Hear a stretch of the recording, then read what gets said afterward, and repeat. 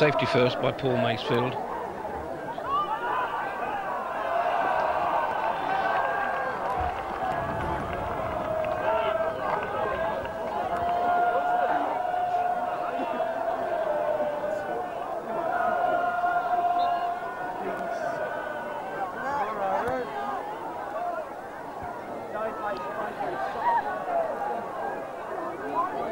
Young Chrissy Pearce side down there, the referee just allows the player to run away.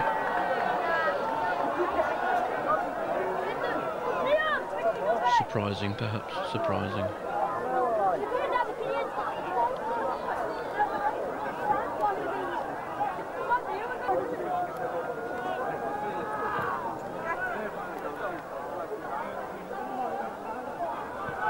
Stevie stopped finding the young, bringing Paul Macefield into action again. And unfortunately, he's crossed his head of a full-back and not of a right winger.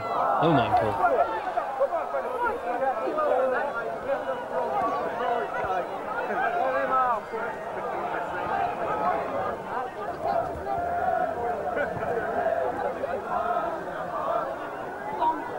Ricky Carter helping out again in defence.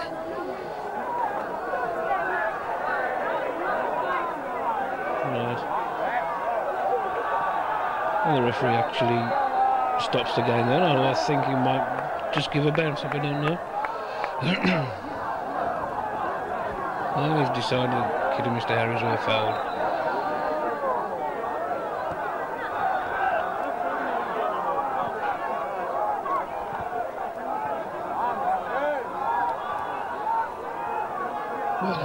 Well left there, Nicky.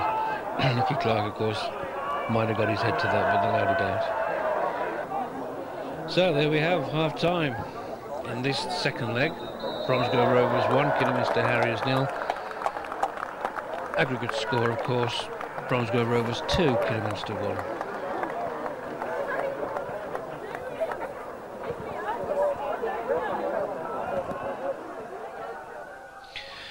By this time, Simon Berger had been replaced. He didn't come out in the second half with, quote, a twisted ankle. But as we all know, Simon had on his agreement with Bobby Hope to play 45 minutes, so he's now going to attend to his own personal business.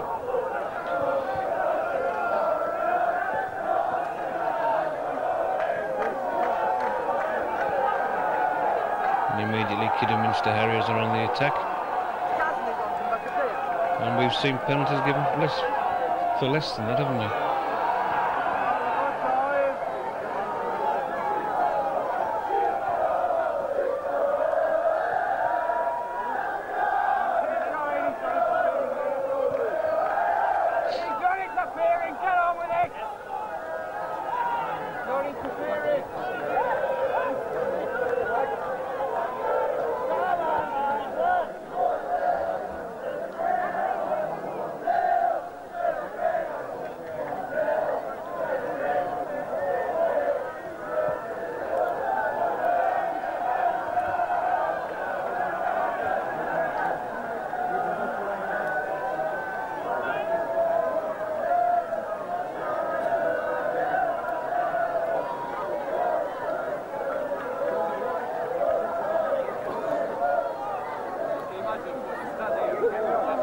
Rovers, of course, are now kicking down the slope, which many of us feel is our best way. A lot of us actually prefer Rovers to be kicking down the slope in the second half.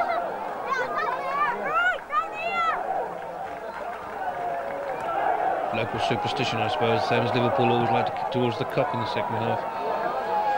Oh, and I didn't tell you that when Simon Berger came off at half-time, he was replaced by one of the crowd's firm favourites, Colin Redbone.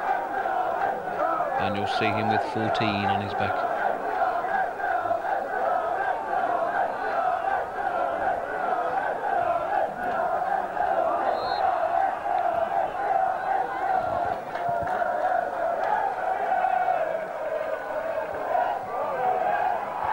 That's a good through ball from Ricky Carter. Radburn and chase. But the goalkeeper keeps his cool and side foots it out.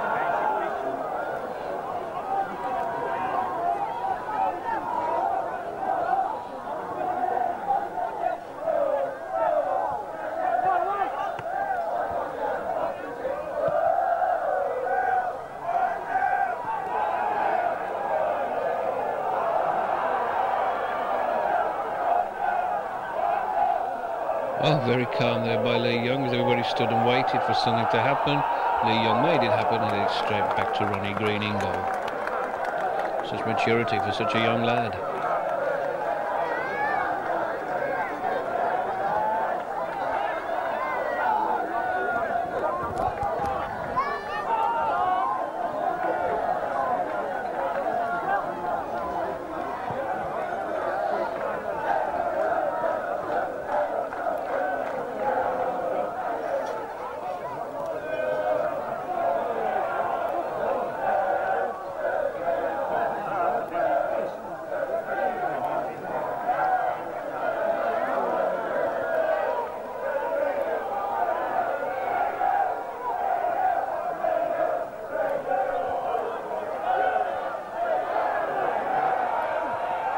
Kevin Richardson, as you can see, just enough. He did just enough there to slow him, and Ron Green was brave enough to come out and dive at his feet. Quite why goalkeepers are brave enough to do that is beyond me. But, again, the second half started as the first half finished, with Rovers apparently quite happy to defend and to depend on breakaways. And for once, we've played the offside trap and we've got ourselves a free kick. I think Kidderminster Harriers had about 16 or 17 offside decisions in their favour. Some say it's the hallmark of a well-marshalled defence. Others don't necessarily agree.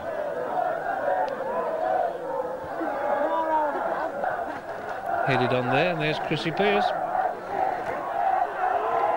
Taking it fairly easily, so we should from just a couple of feet range. So that opens up the gap. That's now Bromsgrove Rovers 2, Kidderminster 0, with Bromsgrove Rovers winning 3-1 on aggregate.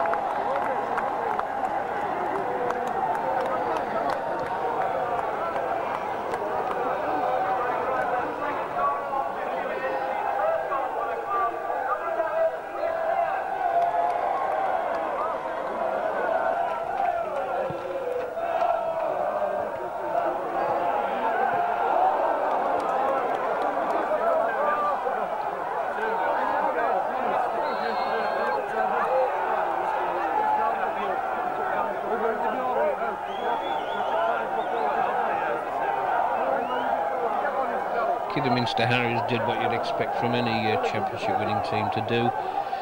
When they're 2-0 down, they start coming forward. They now know what they've got to do is score a goal or two.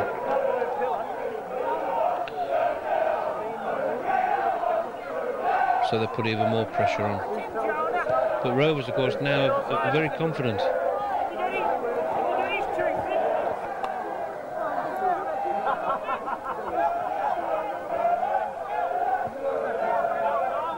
Certainly their supporters are. Kevin Richardson, he does his normal bulldozer act. Frees the ball for Paul Macefield up on the right. And again, unfortunately, Paul proves that perhaps he's a bit of a full-back than he's a winger. Colin Radburn starting to get involved.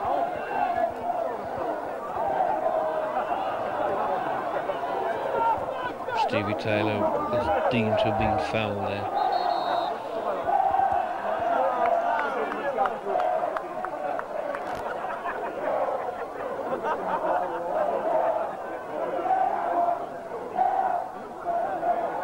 So Colin Radburn will now strike a left-footed cross.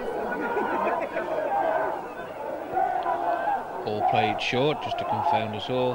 Now put over his cross.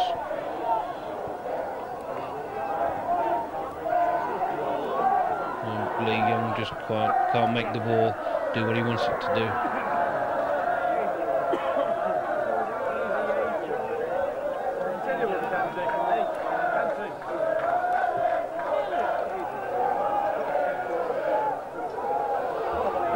Kevin puts the ball into someone's front garden, I think. Over the back garden, over the roof, and into someone's front garden.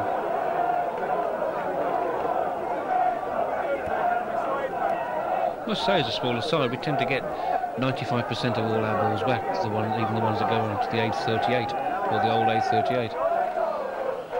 And I suppose at 30-odd pound per ball, it's just as well. But there you can see, perhaps it's not going to be the Harriers' night. Whenever they have a shot, it's either not on target, or if it is on target, it doesn't seem to have any power or pace behind it.